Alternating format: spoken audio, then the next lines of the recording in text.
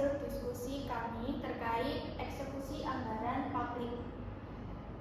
Saya perkenalkan, nama saya Clarissa Davinda Linda Nuraini, NIM 2320201095. Perkenalkan, nama saya Rahma Dwi Iskawardina, NIM 2320201051. Kemudian saya Aan Haryanto, NIM 2320201003.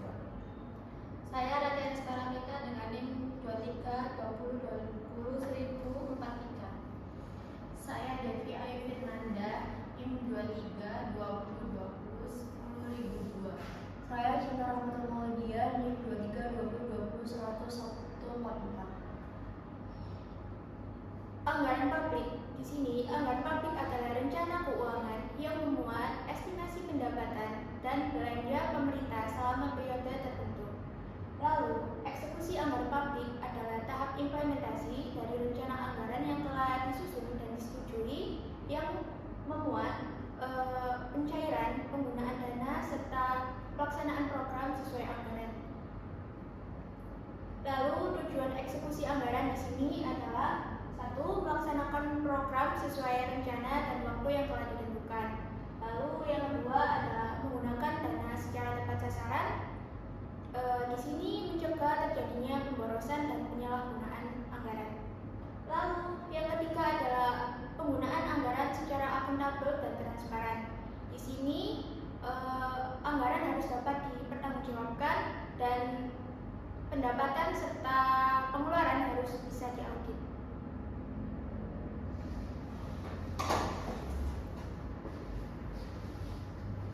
Kemudian ada tahapan eksekusi anggaran publik. Tahapan eksekusi anggaran publik mengacu pada pedoman internasional IMF atau International Monetary Fund atau yang biasa dikenal dengan Dana Moneter Internasional melalui karya Apan Chan dari buku pertamanya yang berjudul Government Budgeting and Expenditure Control tahun 1983. Kemudian buku keduanya berjudul Effective Government Accounting tahun 1995 yang isinya banyak membahas terkait akuntansi dan laporan keuangan.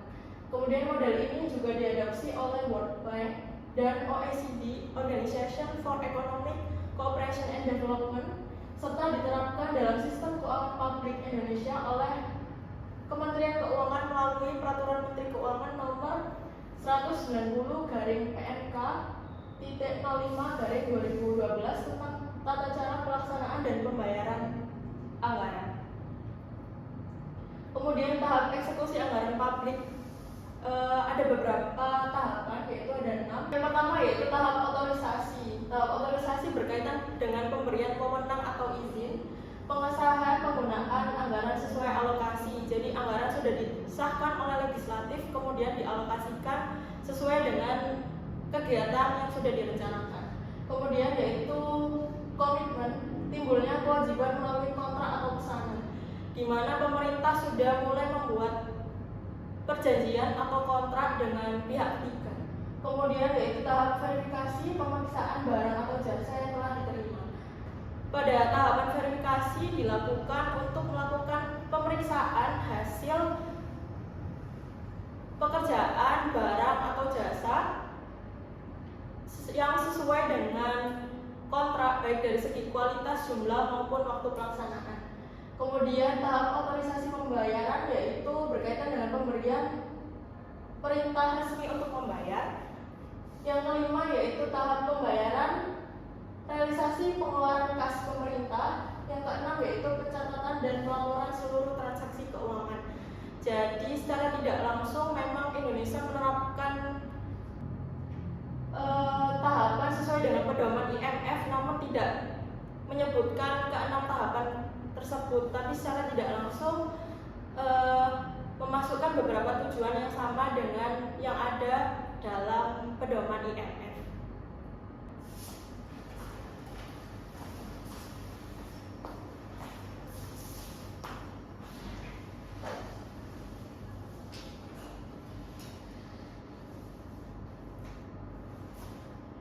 Dasar hukum yang pertama ada Undang-Undang Nomor 17 tahun 2003 tentang keuangan negara, yaitu landasan umum. Fokusnya di keuangan negara dalam pengelolaan landasan umum.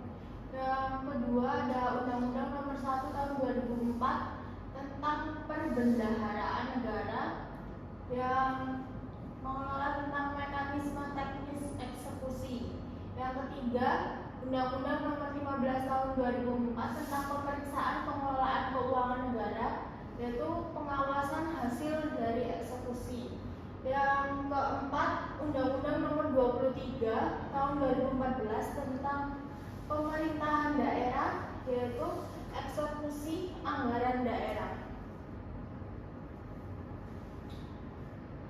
Aktor eksekusi anggaran publik yang tingkat pertama ada tingkat kebijakan, yaitu dipimpin oleh presiden atau kepala daerah. Perannya yaitu menetapkan dan mengarahkan pelaksanaan anggaran. Yang tingkat kedua, pengelola keuangan diduduki oleh Menteri Keuangan atau Kepala BPKAD, Badan Pengelola Keuangan dan Aset Daerah, yang berperan mengatur kas dan penyaluran dana. Yang ketiga, ada tingkat pelaksanaan program yang berperan yaitu PA pengguna anggaran atau KPA, kuasa pengguna anggaran atau PPK, pejabat pembuat komitmen atau bendahara, yang berperan melaksanakan kegiatan dan pengelolaan dana. Yang keempat ada tingkat mitra dan pengawas, yaitu penyedia barang atau jasa, APIP atau BPK, melaksanakan kontrak dan mengawasi pelaksanaan eksekusi.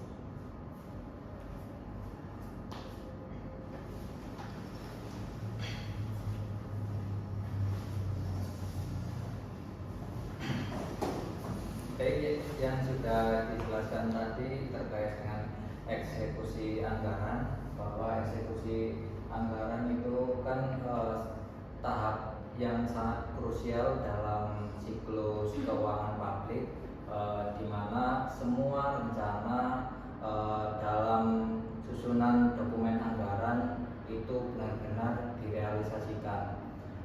Namun dalam praktiknya banyak instansi-instansi pemerintah mengalami kendala dalam tahap eksekusi anggaran. Salah satunya yaitu penyerapan anggaran yang rendah. Penyerapan anggaran yang rendah ini mengapa menjadi kendala? Karena walaupun anggarannya itu besar, tetapi penyerapannya itu rendah, maka program akan tidak stabil untuk berjalan atau targetnya akan jauh dari efektivitas. Contohnya seperti program makan bergizi gratis yang per September tanggal 25 2025 itu hanya menyerap sekitar 16,9% dari 116,9 triliun. Kemudian kendala yang kedua yaitu pengadaan yang lambat.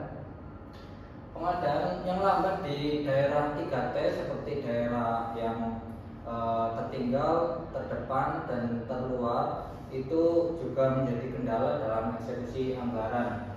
Seringkali molor karena e-katalog nasional itu tidak mencantumkan vendor lokal, sehingga satuan petugas dalam eksekusi anggaran itu harus saling menunggu, sehingga eksekusi anggaran menjadi tertunda.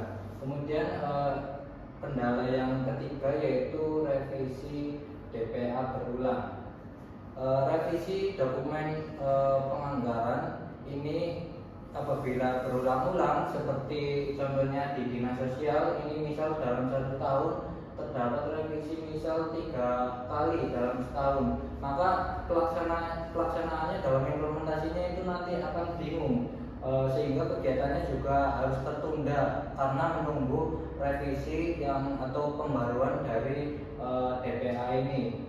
Kemudian yang keempat, kendalanya yaitu laporannya yang tidak sinkron. ini juga merupakan kendala yang sangat serius karena semisal dalam administrasinya ini laporannya sudah selesai, tapi fisiknya semisal kayak pembangunan jalan, fisiknya itu misal hanya dibangun hanya separuh atau mungkin belum dibangun sama sekali, namun dalam laporan administrasinya sudah selesai. Nah, ini juga merupakan kendala yang sangat fatal dalam eksekusi anggaran ini, sehingga ini harus perlu diperhatikan. Kemudian yang kendala nomor 5 ini terkait dengan SDM.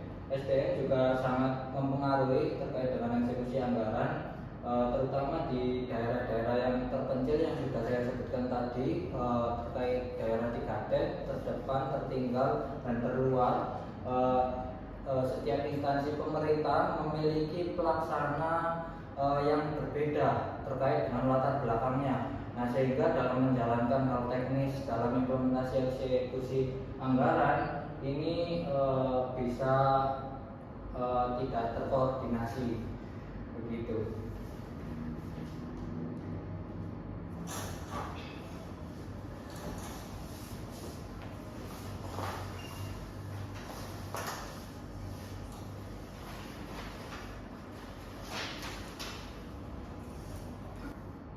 Baik, selanjutnya yaitu inovasi dan solusi. Dari beberapa kendala yang sudah dijelaskan tadi, kami memberikan inovasi dan solusi. Yang pertama yaitu penguncian anggaran dan review pra DPA.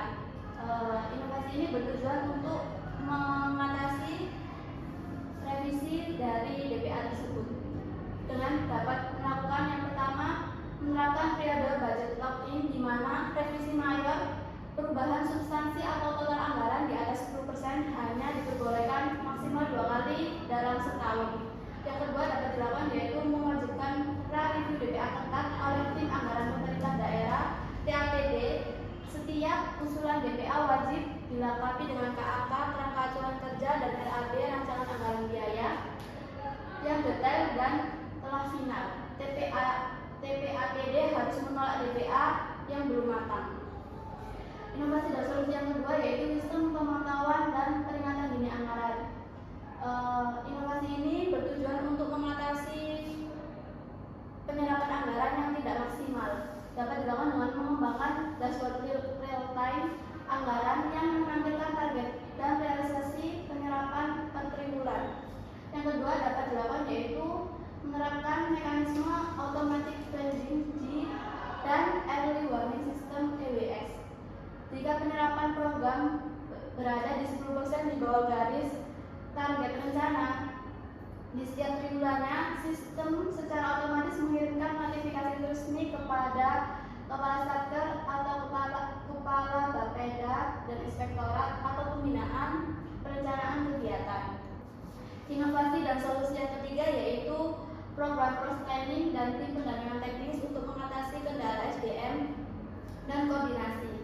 Dapat dilakukan dengan membentuk tim pendampingan teknis regional dan ASN yang memiliki kompetensi teknis, misalnya dari Dinas PU atau Cipta Karya serta Bapeda, dan ditugaskan secara periodik untuk memberikan pendampingan dan on the job training langsung kepada pelaksana program di daerah terpencil.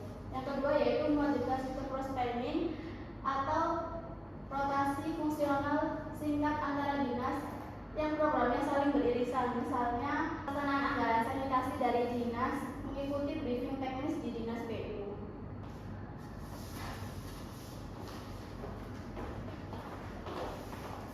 Dan yang terakhir yaitu kesimpulan. Jadi eksekusi anggaran publik merupakan tahap penting dalam siklus pengelolaan keuangan negara yang berfungsi untuk menerjemahkan rencana anggaran menjadi tindakan nyata melalui pelaksanaan program dan kegiatan pemerintah. Pada tahap ini, dana yang telah disetujui dalam APBN atau APBD digunakan untuk membiayai berbagai kebutuhan publik sesuai dengan tujuan pembangunan yang telah ditetapkan. Proses tahapan eksekusi anggaran publik meliputi 6 proses utama, yaitu otorisasi, komitmen, verifikasi, otorisasi pembayaran, dan akuntansi serta pelaporan. Setiap tahap bahwa pengeluaran negara dilakukan secara sah, tertib, dan sesuai peraturan. Pelaksanaan anggaran di Indonesia juga diatur oleh berbagai dasar hukum, seperti Undang-Undang Nomor 17 Tahun 2003 tentang Keuangan Negara dan Undang-Undang Nomor 1 Tahun 2004 tentang Perbendaharaan Negara. Selain itu, pelaksanaan anggaran melibatkan berbagai aktor, seperti Kementerian Keuangan, Satuan Kerja atau Satker, KPA, PPK, PPSPM, dan bendahara pengeluaran yang harus bekerja secara terkoordinasi untuk menjaga akuntabilitas keuangan negara. Eksekusi anggaran juga bergantung pada kedisiplinan aparatur, kepatuhan terhadap regulasi, serta koordinasi antar instansi. Dengan eksekusi anggaran yang baik, pemerintah dapat memastikan bahwa setiap rupiah yang dibelanjakan memberikan manfaat optimal bagi masyarakat dan mendukung tercapainya tujuan pembangunan nasional. Sekian presentasi dari kelompok kami. Bila ada salah kata, mohon maaf. Wassalamualaikum warahmatullahi wabarakatuh.